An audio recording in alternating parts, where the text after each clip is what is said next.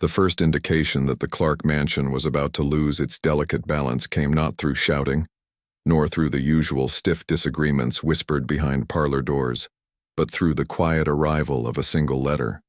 It slipped into the household one damp morning, carried by a boy whose shoes left faint, muddy crescents on the marble floor, marks that would be scrubbed away within minutes, though the consequences of what he delivered would not. Eveline Clarke had been sweeping the corridor when the housekeeper, Mrs. Langford, intercepted the boy. The staff watched with mild curiosity at first. Letters were for masters, never for maids, but their murmurs swelled into astonishment when the boy pointed directly at Eveline. Not at the mistress, not at Mr. Clarke, not at any figure of noble posture. At Eveline. Mrs. Langford hesitated, offended at the very notion. For her? She demanded, as though the inked address were an act of indecency, but the envelope was indeed marked with Eveline's name, written in a hand that tried to disguise its urgency beneath elegant strokes. Eveline froze where she stood, the broom in her hand stilled in midair. Her gaze lingered on the envelope as if it threatened to split open and reveal her undoing for all to see. Jonathan Hale witnessed the entire exchange from the end of the hall. He had only been working for the Clarkes for 3 weeks, hired to untangle the family's bristling accounts bloated with inconsistencies that he suspected no one wanted truly examined. He was a quiet man by nature, deliberate in his movements, observant in a way that made others vaguely uneasy. And at that moment, watching Eveline's posture stiffen, he noticed something the others missed. Fear, sharp and bright, flickering in her eyes. Not guilt. Not embarrassment. Fear. Mrs.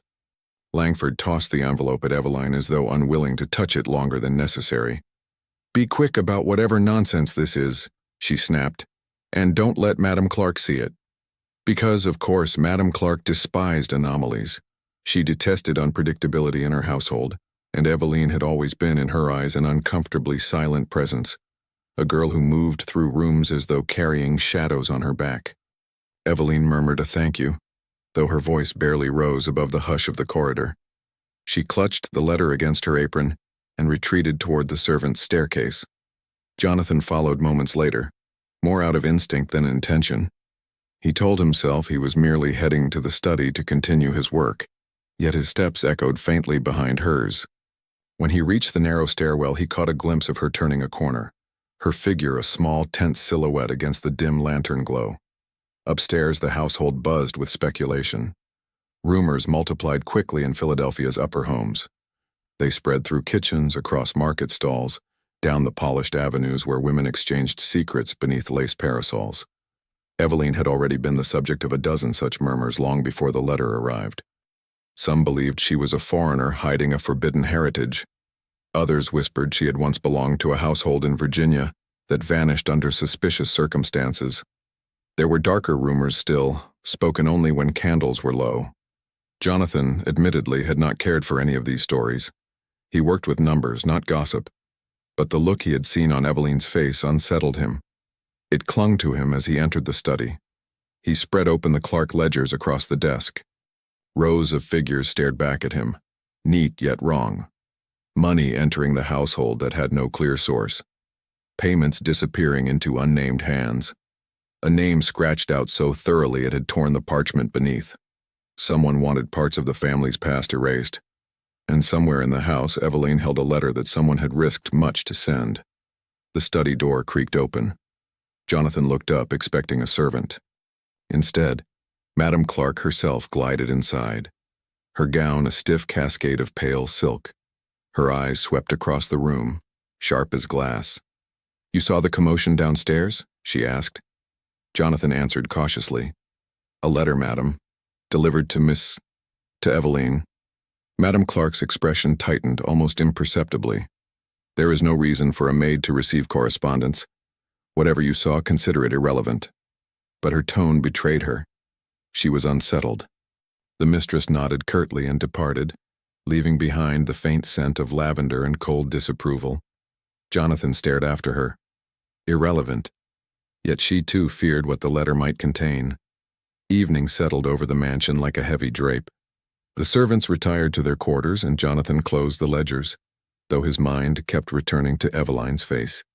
He passed through the dim corridor toward his room when he spotted something on the floor near the servants' staircase. A piece of torn paper, its edge frayed as though ripped in haste. He knelt. It bore a fragment of handwriting, the same elegant strokes he had seen on Eveline's envelope. But the words chilled him. Before they find out what you truly are. Somewhere beyond the darkness of the stairwell, he thought he heard a soft rustling as though someone stood very still, listening. Night in Philadelphia carried a temperament of its own, a mixture of river mist, smoke from iron stoves, and the restlessness of a city still learning how to behave without a king. In such hours the Clarke mansion felt strangely porous, as though its polished walls absorbed whispers from the street and returned them as unease. Jonathan Hale barely slept. His mind circled the torn fragment he'd found by the servants' staircase. Before they find out what you truly are. A warning. Or a threat. By dawn, he pushed himself out of bed and resumed his work in the study, hoping numbers would provide the certainty the house lacked. Yet the more he examined the ledgers, the more disorder he uncovered. Transactions rounded up without reason, shipments recorded twice, payments to suppliers who did not exist. It wasn't simply negligence. Someone had tried to bury something. He ran his fingers over a page where a name had been scraped off.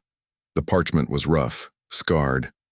A moment later, a soft knock broke his concentration. He looked up to find Eveline in the doorway. She stood with her hands clasped in front of her apron, eyes downcast.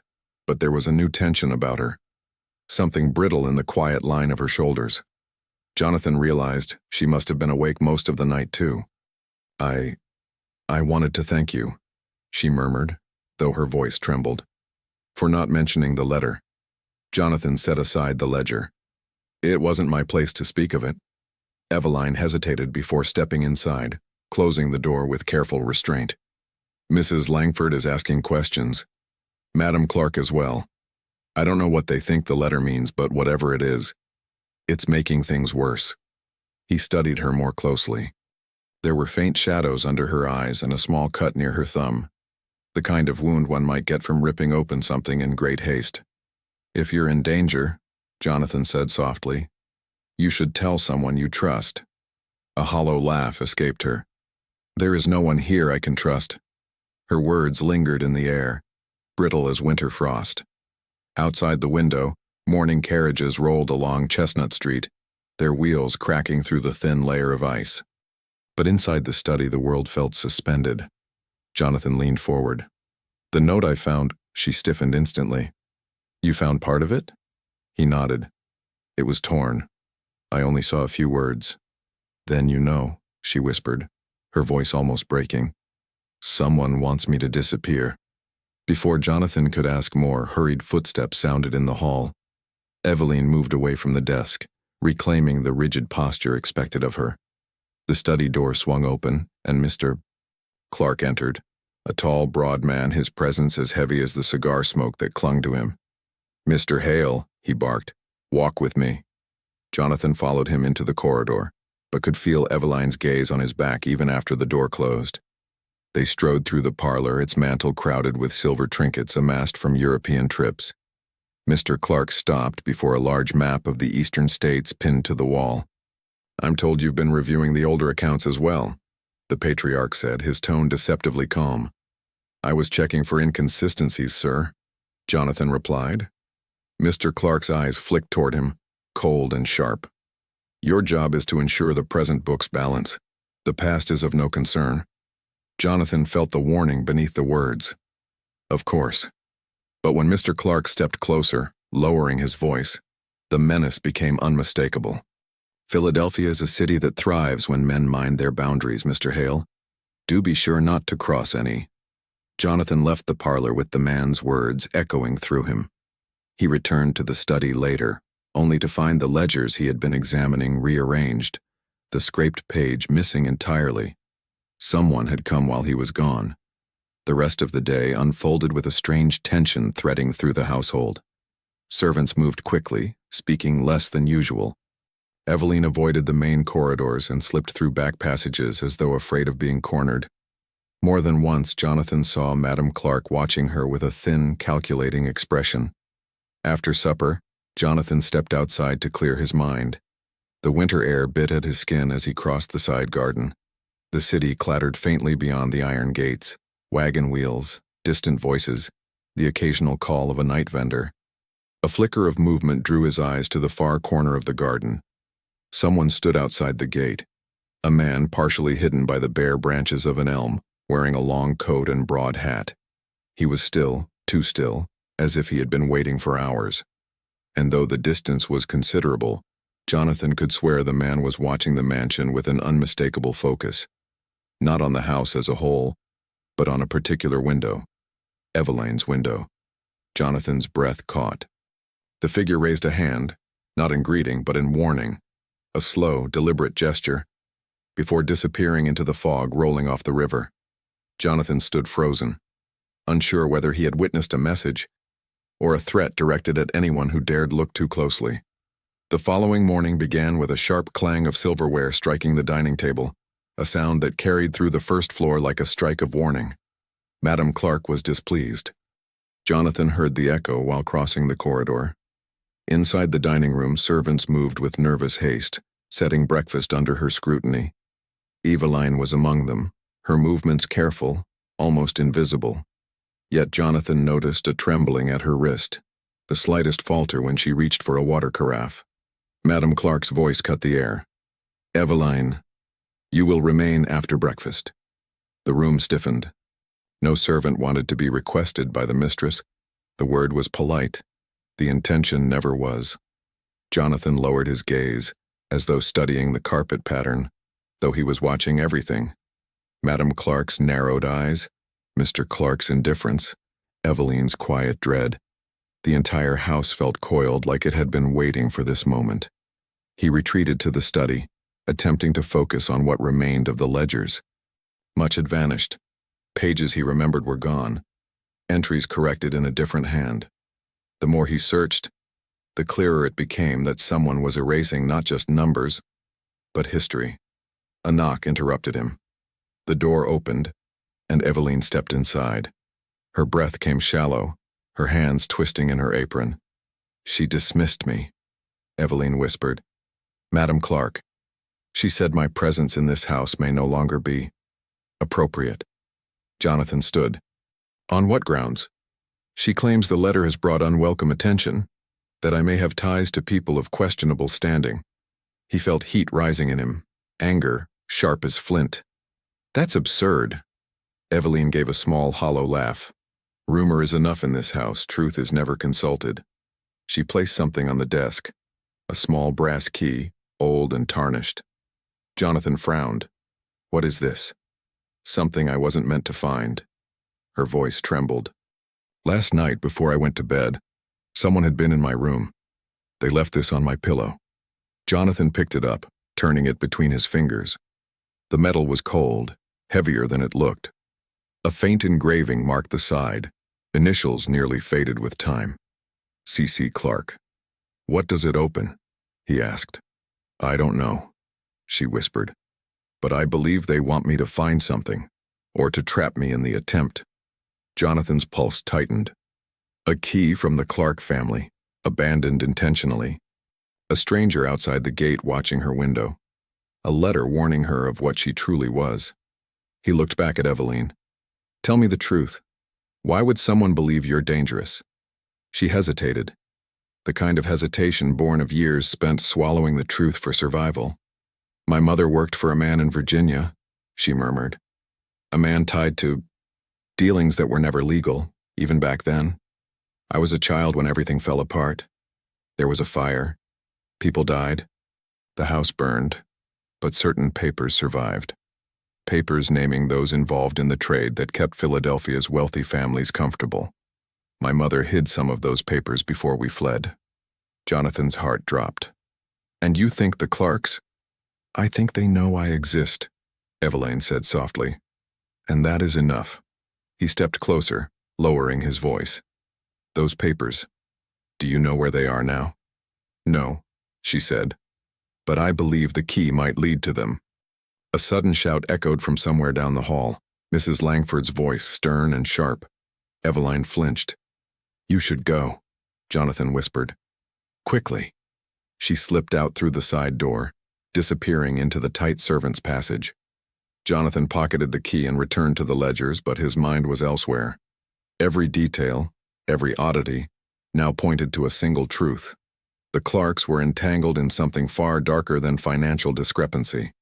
Near midday, Jonathan ventured into the old wing of the mansion, a section rarely used since the renovations 5 years earlier. Dust softened the floorboards. Heavy curtains blocked out the winter light.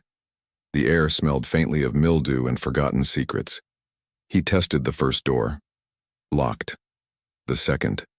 Locked. When he reached the last door at the end of the corridor, he felt a chill creep along his spine. The door was older than the rest, oak, reinforced with iron, its keyhole rusted. He took out the brass key. It slid in easily. The lock clicked. Jonathan exhaled slowly and pushed the door open. Inside was a small chamber, windowless, lit only by slivers of light leaking through warped boards. Against the far wall stood a wooden trunk. Old. Stained. Its lid slightly open, as though someone had rifled through it recently. Jonathan stepped closer. The trunk was empty. But as he reached inside, his fingers brushed against something wedged into a corner. A scrap of parchment. He lifted it into the light.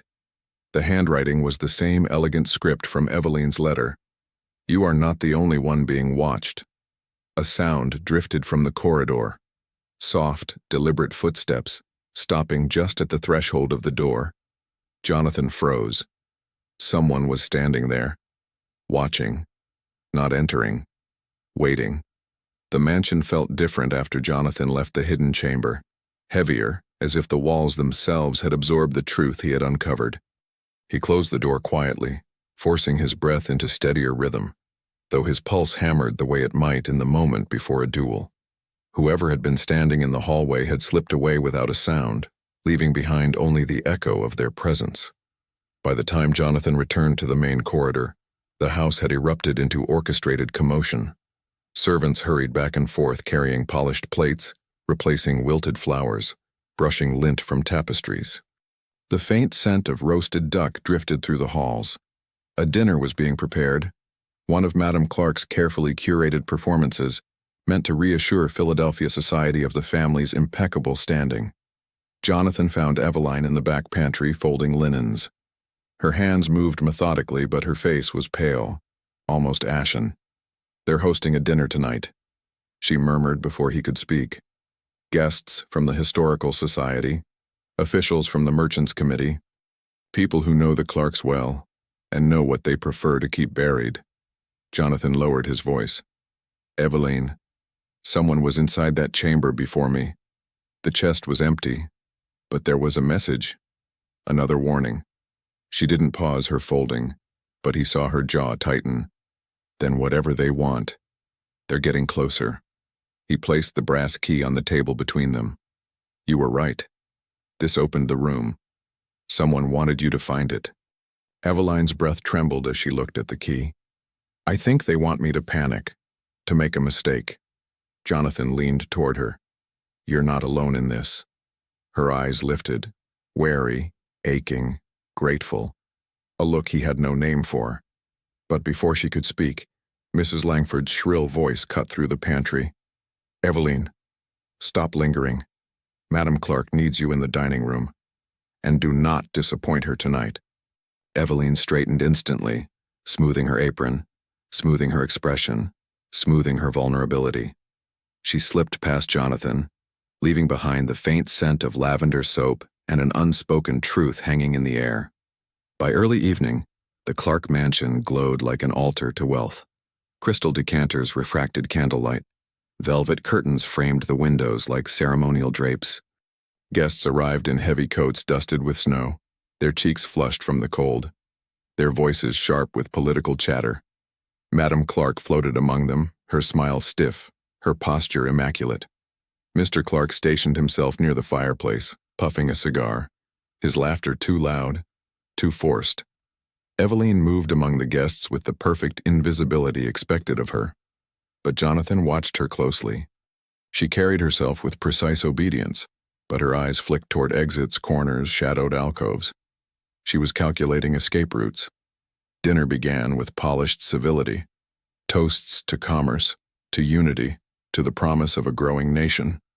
But beneath the polite veneer lay something jagged, a tension Jonathan felt in the set of Mrs. Langford's shoulders, in the way Madame Clarke's eyes darted toward Eveline every time she approached the table. At one point, a guest, a portly man with ruddy cheeks, commented lightly, "Your staff is unusually well trained, madam, especially the quiet one. What's her name? Eveline?" Madame Clarke's smile froze. "Yes," she said. "She has been with us for some time." "Where's she from?" the man asked casually. Jonathan felt the air shift. Madame Clarke placed her fork down with slow precision. "Her origins," she said softly, "are irrelevant." But her eyes slid toward Eveline, and Jonathan recognized something chilling, fear sharpened by anger. The meal continued, conversations circling through trade agreements and city rumors. But Jonathan's mind burned with questions. He needed clarity, answers, a plan. When Eveline stepped into the hallway carrying empty plates, he followed. She remained silent until they turned a corner away from the dining guests. "What did you find in the chamber?" she whispered. "A warning," he replied. "And nothing else. Someone removed the documents before I arrived." She closed her eyes, devastated but unsurprised. "I feared that. They want to control the story. They always have." Jonathan nodded. "Then we must decide how to act before they do." A muffled crash erupted from the dining room, then sharpened voices.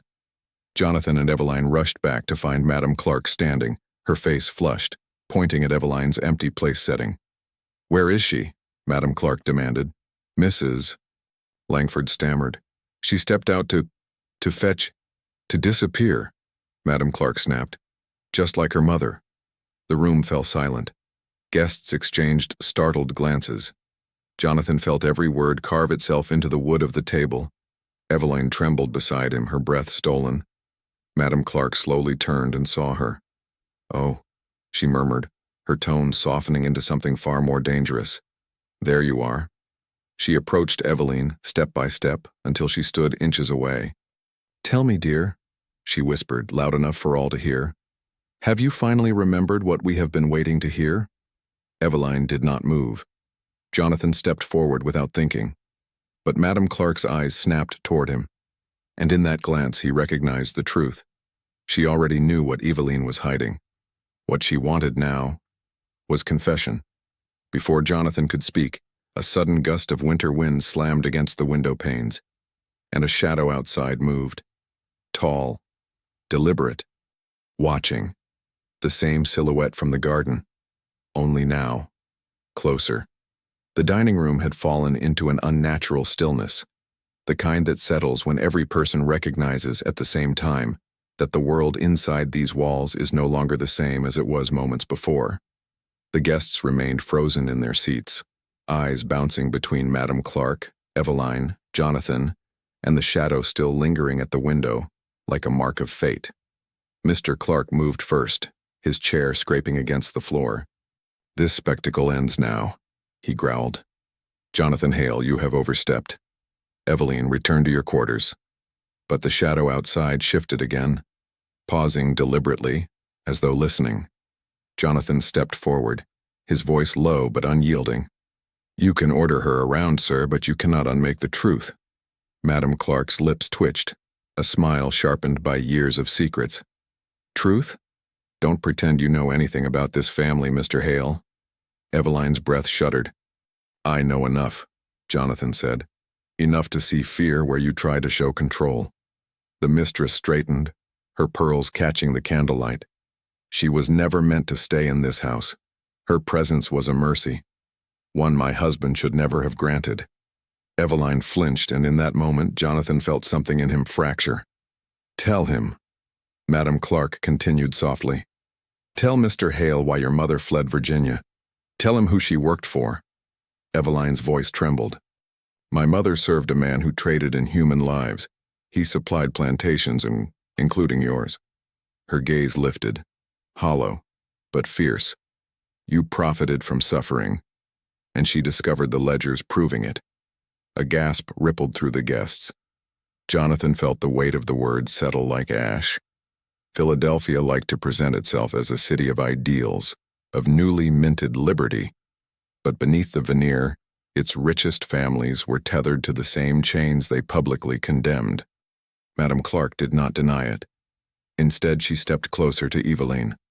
"Your mother was instructed to burn the documents," the mistress said, "but she hid them, and when she ran, she took something else." Her voice thinned. "You." Eveline swayed, gripping the edge of a chair to steady herself. Jonathan realized then that Eveline had never been merely a servant in their eyes. She had been leverage, a living piece of evidence that the Clarkes had hoped would stay quiet forever. Mrs. Langford, standing near the doorway, finally spoke. "The man outside, he's been seen before, watching, asking for the girl." Jonathan's blood chilled. "He's not with the Clarkes, is he?" "No," Mrs. Langford whispered. "He's with the committee investigating illegal ledgers. He's been following the trail since Virginia." A tremor ran through Eveline. "Then he's come for the documents. Or for me." Madame Clarke's eyes gleamed. "For both, I imagine." Thunder crackled against the windows. The shadow outside moved again, closer, clearer, and Jonathan suddenly understood. The man was waiting for the confrontation to end, waiting for the truth to be forced into the open. Jonathan turned to Eveline. "What do you want to do?" Her answer came in a whisper. "Leave. Before they decide I know too much." But the front door slammed open before she took a step. Cold winter air flooded the dining room. The man from the garden entered, removing his hat. His face was stern, lined by years of pursuit. "Eveline Clarke," he announced, though gently. "I've been searching for you. Your mother entrusted something to you, something that can expose the families responsible. We need you to come with us, now." Madame Clarke's voice rose, sharp and trembling. "She belongs here." "No," Jonathan said quietly. "She never did." Eveline stood perfectly still, her breath fanning the cold air. Everyone waited, guests, servants, Jonathan, the stranger. Finally she spoke. "I will go, not because you summoned me, but because I am done being what this house made me." The mistress staggered back as if struck. Jonathan felt both relief and loss tear through him, conflicting, painful, undeniable. Eveline stepped forward but paused at Jonathan's side. Her voice was soft enough for only him to hear. "You saw me when no one else did." He swallowed. "I still do." Her eyes shone, not with fear now, but with something braver. Then she walked toward the open door. The stranger followed. Snowflakes drifted in, melting on the carpet. Jonathan stood among the stunned guests, the silence pressing on him from every angle. Behind him, the mansion seemed to exhale, a long, weary release of decades' worth of secrets finally given shape. As Eveline crossed the threshold into the snowy street, she looked back just once. A fleeting glance, almost unreal in the lantern glow.